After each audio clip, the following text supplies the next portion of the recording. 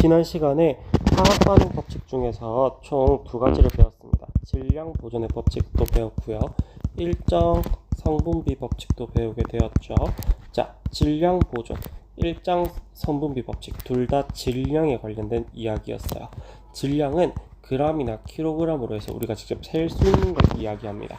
근데 오늘 배우게 되는 기체 반응 법칙 같은 경우에는 부피에 관해서 이야기를 할 거예요. 부피라고 하는 건 밀리리터와 리터로서 표현을 하기 때문에 얘네들은 두 개를 더 한다라는 개념보다는 얘네들의 비를 가지고 이야기를 할 거예요. 그리고 기체 반응 법칙이기 때문에 고체 안 되고요. 액체 안 돼요. 반응물도 기체여야 되고 생성물도 기체여야 하는 상황입니다. 그래서 정의가 가장 중요한데 일정 온도와 압력에서 기체가 반응하면서 새로운 기체를 생성하게 됐을 때 기체 부피 사이에 간단한 정수비가 성립한다는 걸 이야기해 주셔야 돼요. 그래서 우리가 화학 반응식 그대로 씁니다. 수증기 우리 알죠? H2O인 거, 암모니아 NH3인 거 알고 있어요. 그래서 수증기가 총 2개 분자 나왔을 때 수소 분자가 총 2개, 산소 분자가 1개 나옵니다. 그래서 2대 1대 2라고 하는 반응식이 성립이 되게 되죠. 그 다음에 질소 분자 N2, H2라고 하는 게 총 3개 이렇게 나오고 암모니아 분자가 2개 나오게 되죠. 그래서 1대 3대 2라고 하는 정수비가 성립되게 돼요. 그러면 우리 이 문제에서 2대 4대 8이라고 둘 수는 있을까요? 없습니다. 1대 2대 4라고 무조건 약분해 주셔야 돼요. 알았죠? 이게 생각보다 많이 걸리는 포인트예요. 그럼 기체 반응 법칙이라고 하는 게 왜 꼭 성립이 되냐면 온도와 압력이 같을 때 모든 기체는 같은 부피 속에 들어있는 분자의 개수가 같기 때문입니다. 자, 우리 방 안에 있는 것과 우리가 등교를 하기 위해서 지하철이나 버스 안으로 가는 것과 우리가 학교에서 있는 걸 볼게요. 우리 대기 중에서 산소 분자가 있죠? 산소 분자는 21% 정도 존재하게 됩니다. 자, 우리가 우리 방 안에서는 숨을 헐떡이면서 쉬나요? 혹은 학교에서는 너무나 많은 산소가 들어오게 되나요? 이러지 않는단 말입니다. 왜냐하면 우리가 모든 기체라고 하는 산소 기체도 마찬가지예요. 같은 부피 속에 들어있는 어떤 부피죠? 여기서는 지구라는 전체 부피를 이야기하는 거예요. 이래서 분자의 개수가 같기 때문이죠. 그래서 예시를 들었을 때 분자 수는 총 8개씩 있어요. 지금 근데 수소 H2고 산소 O2고 수증기 H2O고 암모니아 NH3죠. 중요한 건 원자수라고 부르는 건 각각 다른 값을 가집니다. 그렇기 때문에 수소 분자 총 2개 있죠. 그래서 곱하기 2 해야 원자 16개 나오는 거고 여기도 2개 있죠. 16개. 여기는 H 분자 2개, O 분자 1개 나오죠. 여기는 N 분자 1개, H 분자 3개 나오죠. 총 3개니까 3을 곱해준 거고 총 4개니까 4를 곱해주게 된 거예요. 됐지? 지난 시간까지는 뭐였죠? 반응식의 개수비라고 불리는 게 분자수비랑만 똑같다라고 봤어요. 근데 기체의 경우에서만 온도와 압력이 같을 때 어떻게 된다? 얘네들의 부피비까지도 같이 보게 되는 겁니다. 그래서 우리가 기체의 부피비가 기체의 분자수비, 화학 반응식의 개수비라는 것까지 나타나게 되죠. 뭐는 아니에요? 질량비라고 나와서는 안 돼요. 무조건 리터나 밀리리터로 쓰여 있는 것만 됩니다. g과 kg에서 속으시면 안 돼요. 그래서 생성 반응들, 암모니아 생성 반응들 앞에서 적어줬죠. 2개의 수소 분자, 1개의 산소 분자가 2개의 물 분자, 수증기 분자를 나타내게 되는 거고, 그 다음에 1개의 질소 분자, 3개의 수소 분자들이 암모니아 기체 총 2분자 나타나게 되는 거죠. 개수비, 부피비, 분자수비, 개수비, 부피비, 분자수비 서로 같은 걸 이야기합니다. 그래서 일정 온도와 압력에서 기체가 반응해서 새로운 기체를 생성할 때 기체의 부피 사이에는 간단한 정수비가 나타나게 되죠. 온도와 압력이 같을 때 모든 종류의 기체는 같은 부피 속에 사는 같은 개수의 분자가 들어있는 걸 이야기해요. 그 다음에 부피비라고 불리는 게 각 기체의 분자수비랑 똑같이 되죠. 2대 1대 2 이제 외우셔야 돼요. 액체 상태 안 되고 고체 상태 안 됩니다. 자, 분자수비, 개수비, 부피비 서로 같아요. 알았죠? 일정 온도랑 압력에서 기체가 반응해서 새로운 기체를 생성하게 됐을 때 기체 부피 사이에 간단한 정수비가 성립되는 게 기체 반응 법칙입니다. 자, 실험을 해볼 거예요. 수증기가 생성됩니다. H2O가 생성돼요. 그랬을 때 수소랑 산소는 무조건 2대 1로서 반응을 하게 되죠. 이때 어느 것 하나를 더 많이 넣어 줄 겁니다. 왜?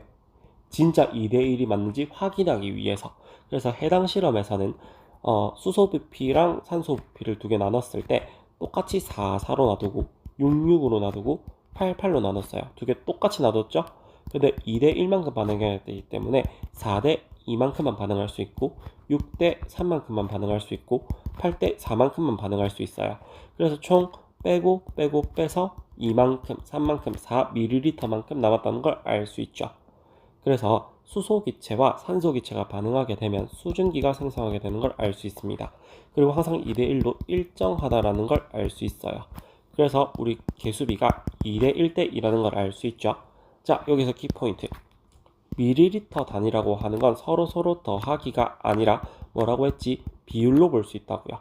그래서 수소 대 산소 대 수증기는 2대 1대 2의 비율이기 때문에 40ml면 산소기체 20ml만큼, 즉 10ml가 남게 되는 거죠. 그랬을 때 2대 1대 2이기 때문에 40ml 나오셔야 됩니다. 60ml 안 되고 70ml 안 돼요. 알았죠? 자, 예시 문제 하나 보겠습니다. 질소, 수소 더했더니 암모니아 나왔대. 이제 이거 반응식 외워줘야지. N2에다가 3H2를 더했더니 두 개의 NH3 분자가 나왔대요. 자, 1부피 속에서는 어떤 게 같다? 분자수가 같다. 그 다음에 80ml 된다 안 된다? 안 된다. 무조건 B로서만 가야 된다. 암모니아 기체는 1대 3대 2이기 때문에 40ml만큼만 가야 됩니다. 개수를 안 맞췄어요. 1대 3대 2가 돼야겠죠. 더했을 때 많을 수 없습니다. 질량보존 법칙은 그 모든 화학 반응에서 나타나는 거예요. 질소 분자 1개, 수소 분자 15개, 1대 3이죠. 이렇게 된 반응을 할 수 있는 거지. 알겠죠? 완전히 반응한다라고 하는 건 남는 분자가 없는 걸 이야기하는 거예요.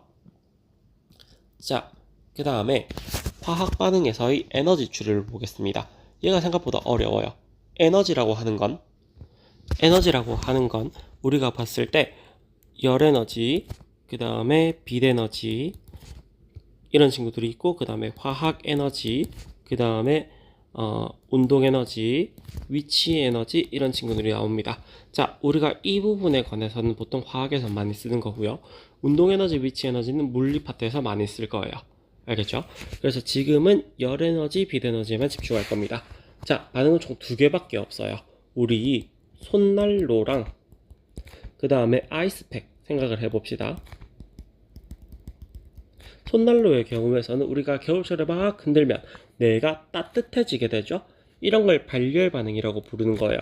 근데 아이스팩은 우리가 더웠을 때 우리 몸에 얹혀주면 어떻게 됩니까? 우리가 시원해지게 되죠. 얘가 뭡니까?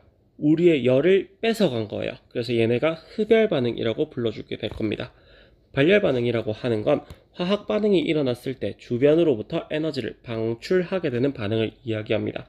그래서 항상 어떻게 되는 거냐면 얘네들은 반응한 물질의 에너지 양이 총 많기 때문에 자기네들이 열을 밖으로 발산해낼 수 있어요.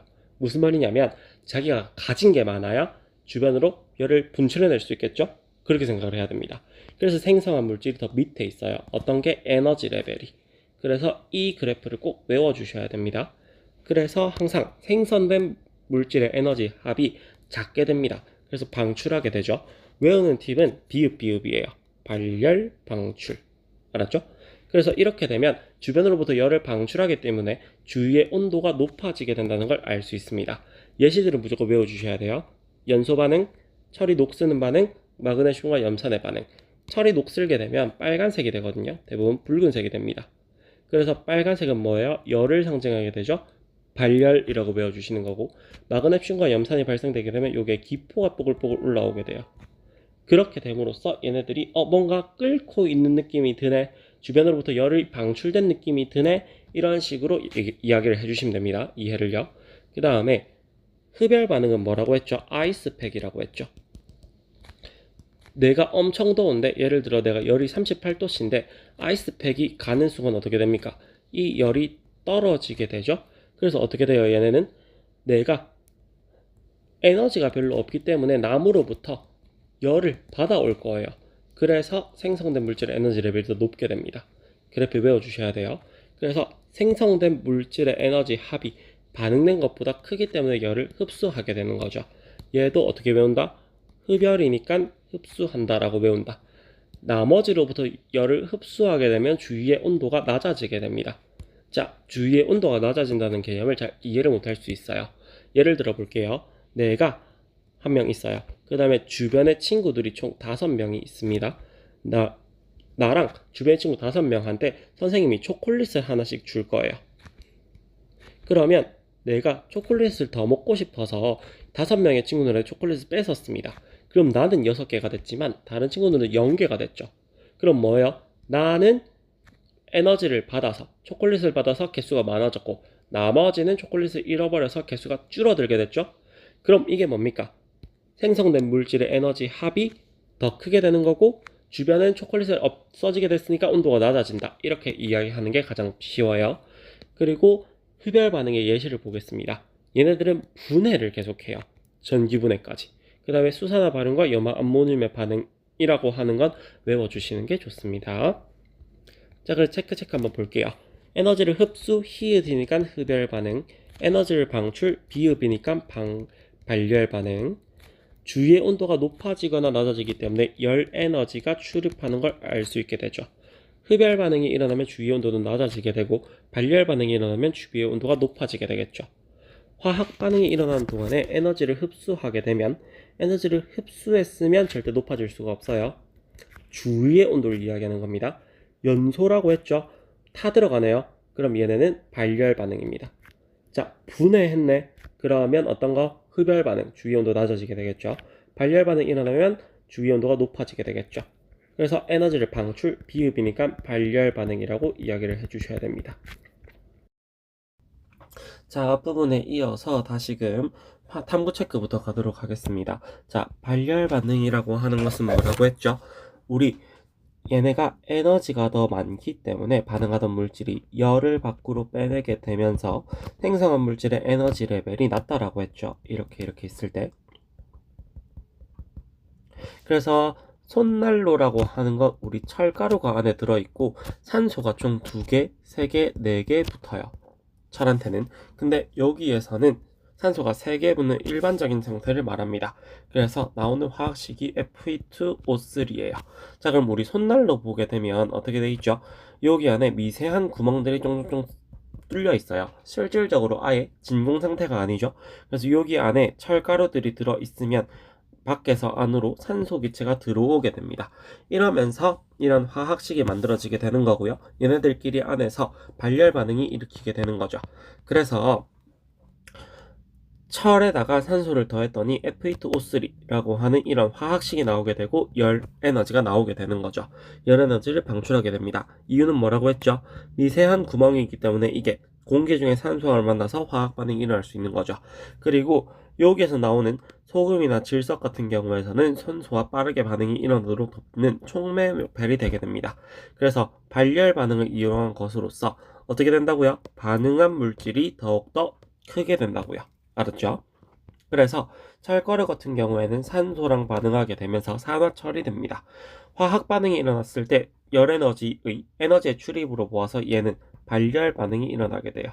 그래서 에너지를 방출하기 때문에 어떻게 된다고요? 주위의 온도가 높아지게 된다라고 체크해 주시면 됩니다. 그리고 화학 반응을 이용해서 속냉장고입니다. 속냉장고는 앞에서 예시 들었던 것처럼 아이스팩, 우리 열났을 때 파란색 부분으로 되어 있는 거, 이거 얘기하는 거예요. 여기에서는 질산 암모늄을 넣게 되고요. 그리고 난 다음에 열봉합기로서 입구를 밀봉하게 됩니다. 그러면 작은 비닐팩으로서 물이 흘러나오게 됨으로써 질산 암모늄을 섞이게 되고 여기에서는 차가운 정도를 나타나게 되죠. 물은 H2O고요. 우리 앞에서 전기분해라고 해서 얘네들은 2개의 H2O가 2개의 수소랑 산소로서 바뀌게 되는데 여기에서 전기분해가 일어나게 돼요. 전기로서 분해가 되면 우리 2학년 때 배웠던 수소이온과 산소이온으로 나눠지게 됩니다. 그러면 얘네들이 뭡니까? 암모늄이라고 돼 있죠. 암모늄은 질산 암모늄의 경우에서는 NH4 NO3라고 하는 이온들의 결합이에요. 이온 결합 물질이기 때문에 여기에서 이온으로 다시금 밖으로 빠지게 됩니다. 그럼 어떻게 됩니까?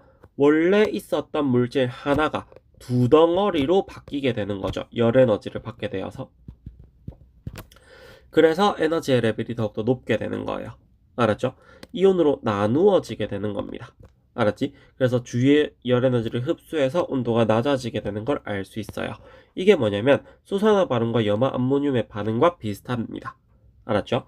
그래서 손냉장고 속에 질산 암모늄과 물이 반응하게 되면 주위의 온도가 낮아지게 되고요. 손냉장고는 흡열 반응을 이용한 것이겠죠. 그래서 열 에너지의 출입, 열의 출입 같은 경우에는 수산화 반응과 염화 암모늄이 반응할 때랑 같다 라고 써주시면 됩니다. 왜냐면 열을 받기 때문에. 알았죠? 그래서 발열 반응으로 옳지 않은 거 대표 유형 풀어볼게요. 열을 방출하는 거 비읍이라고 했죠? 1번 맞고요. 주위의 온도 높아지는 거 맞아요. 그 다음에 생성 물질이 더 작은 거 맞죠? 그 다음에 수산화 반응과 염화 암모늄은 무조건 어떤 거? 흡열 반응입니다. 그리고 철못이 녹쓰는 거, 철못도 쓰면 빨간색 된다라고 했다, 그치? 그래서 뭐라고요? 발열 반응이랑 비슷하다고 생각해 주라고 했어요. 그 다음에 흡열 반응과 관련된 겁니다. 반응한 물질이 더 작아요. 질산 암모늄 방금 얘기했다, 그치? 하나짜리가 두 개가 됐기 때문에 개수가 늘어나게 된 거예요. 그렇게 생각해 줘야 됩니다. 이온 두 개. 그래서 얘네는 열을 흡수한다. 히읗이라고 했죠. 흡열 반응. 이거 맞아요. 생성한 물질의 크기가 더 크게 되죠. 이거 맞죠. 손난로가 따뜻해지는 거 이건 발열 반응이에요. 그래서 4번이 답이 돼야 됩니다. 자, 그리고 대단원 평가는 조금 이따가 볼게요. 이제 2단원으로 넘어갑니다. 기권과 날씨. 포인트는 4예요. 자, 우리 작년에는 수권에 관해서 배웠죠.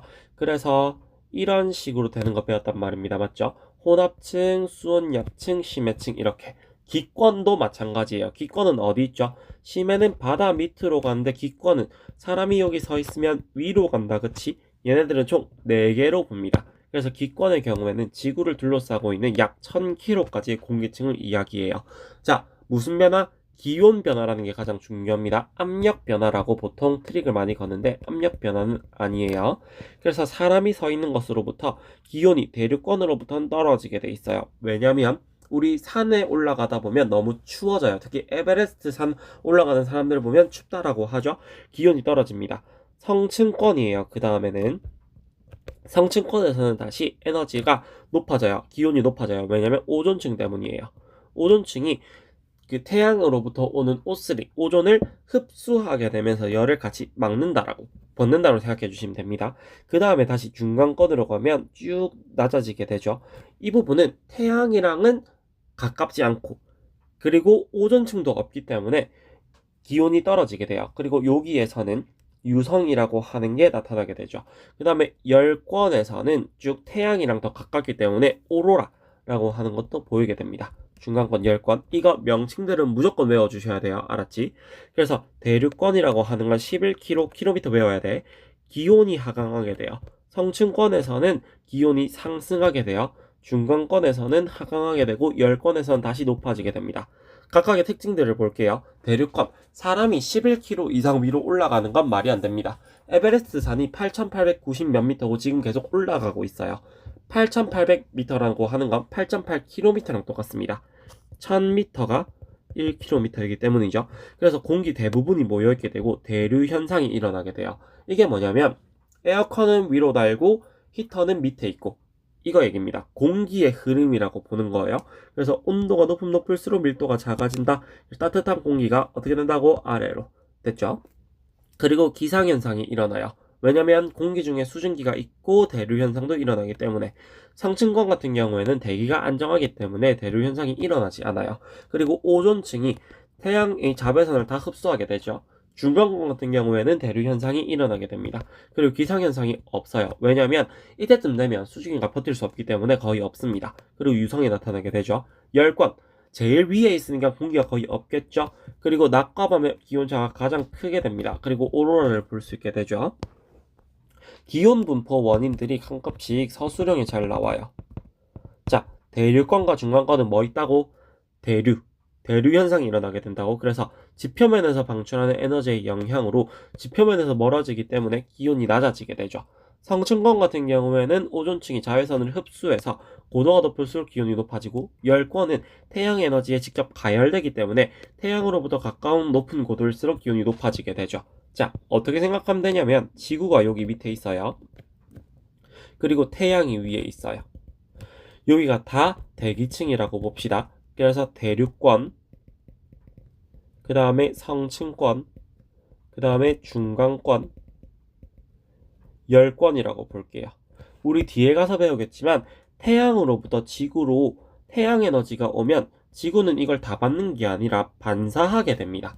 근데 저 반사하게 되는 것 자체가 중간권까지는 영향이 미쳐지는데, 열권은 너무 공기가 없기 때문에 영향이 거의 없어요. 게다가 여기 중간 성층권 중간에는 오존층이 있단 말이지.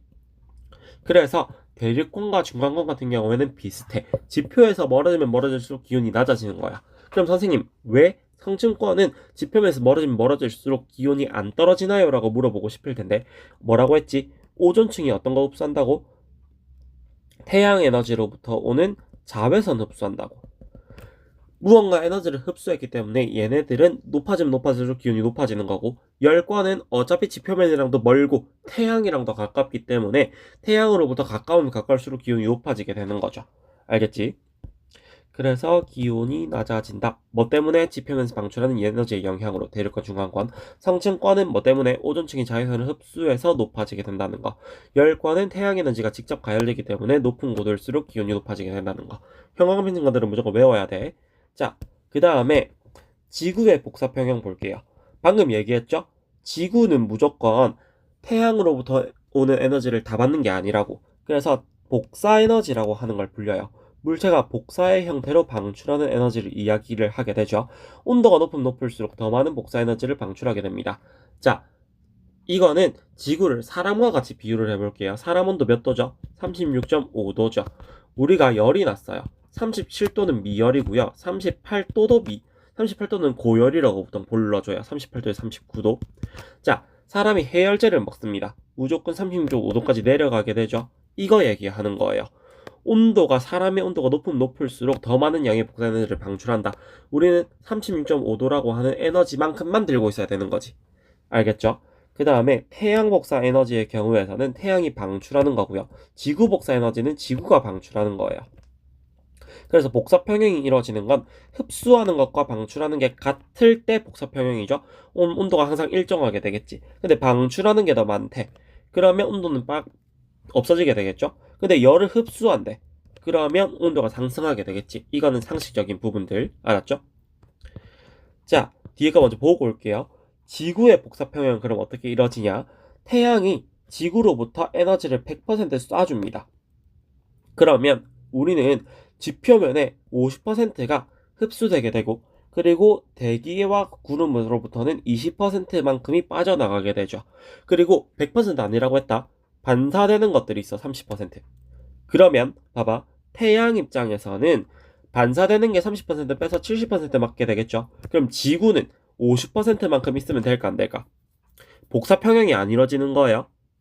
90% 있으면 될까 안 될까? 복사 평형 안 이루어지는 거라고. 그래서 무조건 70%가 그대로 우리 지구한테 있어야 된다고. 알았지? 그래서 한번 왔다가 대기로 흡수되는 것들이 있어요. 대기가 방출해내는 게 있고 지표에 재흡수되는 게 있습니다. 그래서 총 70%가 맞춰지는 거예요.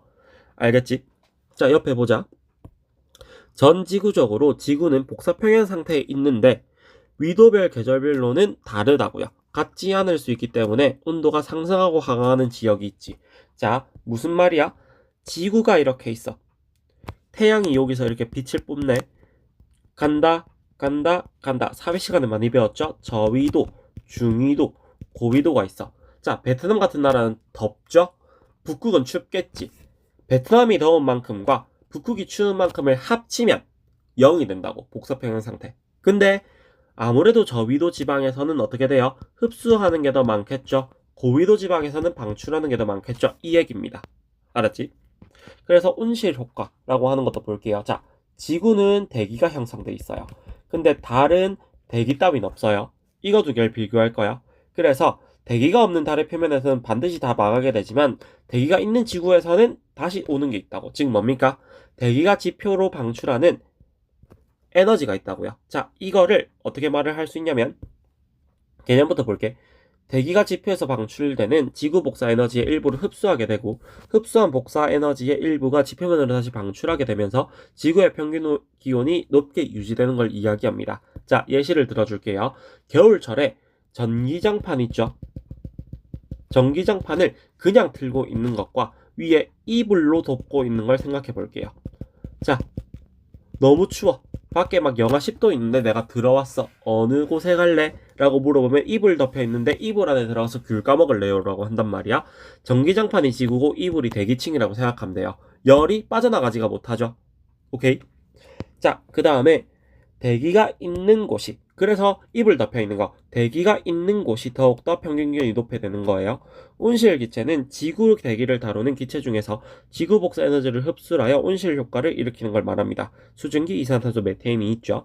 지구 온난화는 계속 올라가는 거다. 이유는 화석연료 사용량이 증가되고 온실 효과 강화돼서 지구 평균 기온 상승되고 온난화 발생되죠. 자, 밑에 있는 이 친구들은 사회책에서도 봤을 거야. 한 번씩 읽어보고 넘어가자.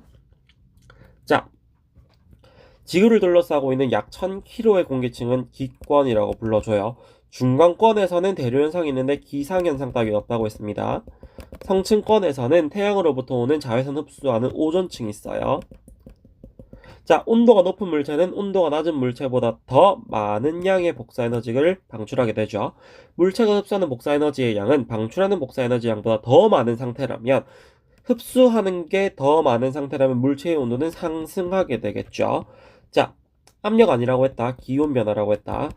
대륙권에서는 지표로문으로부터 받는 에너지 양이 적어져서 기온이 강하는 거 맞아요. 오로라는 열권, 유성은 중간권. 틀렸습니다. 0도씨보다 더 높은 물체만 아니에요. 어느 온도에서든지 상관이 없어요. 자, 온도가 일정하되 어땠을 때? 같을 때. 그런 복사평형입니다. 그 다음 여기에서 100%라면 지구는 70%만 된다고 했죠. 자, 지구가 흡수하는 태양 복사 에너지 양과 지구가 방출하는 지구 복사 에너지 양이 같아요.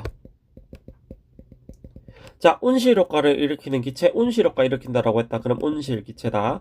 온실 외워주면 돼요. 자, 지구 온난화가 진행되면 지구는 이전보다 더 높은 온도에서 복사 평형이겠죠. 자, 해수면 상승, 저지대, 여기 앞에 뭐라 돼 있어? 저지대가 침수된다라고 돼 있지. 저지대 침수. 자, 복사평형 상태로서 기온이 일정하게 유지되는 걸 이야기하죠. 자, 온실 효과가 일어나기 때문에 대기가 없을 때보다 높게 유지된다. 맞는 말이에요. 대기가 없는 달에서는 일어나지 않아요. 태양의 복사 에너지 아니고 화석연료 사용량의 증가. 자, 지구온도 상승했단다. 지구온난화. 자, 그래서 예시를 하나 볼 거야. 어떻게 된다고? 전등, 빛 있지? 태양이지. 알루미늄 컵 뭐겠어요? 지구겠죠. 그래서 받으면 받을수록 쭉쭉쭉 올라가는 게 아니라 온도가 처처히 상승하면서 같아지는 그 지점부터는 일정하게 된다고. 알겠지? 온도 상승할 때는 흡수하는 게 더 많을 거예요. 일정한 구간에서는 둘이 같은 겁니다. 즉 복사평형에 도달했다. 더 이상 온도가 상승하지 않는다. 복사평형에 도달했다라는 말과 똑같아. 자, 지구의 복사평형을 알아보기 위해서 전등은 태양, 컵은 지구를 이야기하게 되죠.